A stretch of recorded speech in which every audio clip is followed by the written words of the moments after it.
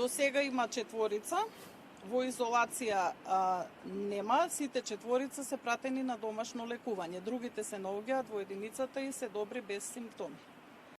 Тоа не е карантинско заболување, потребно е само да биде издвоен болниот и да биде на домашно лекување, само да има посебен кревет, посебно легло. Друга поголема изолација не е потребна.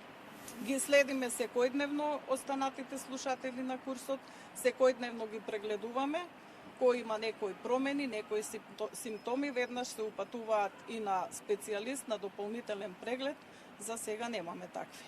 Условите кои што се во армијата, односно во касарната, се сосема задоволителни и се согласно правилото за сместување и ред во армијата. Така да се запазени сите процедури од страна на армијата за сместување на припадниците.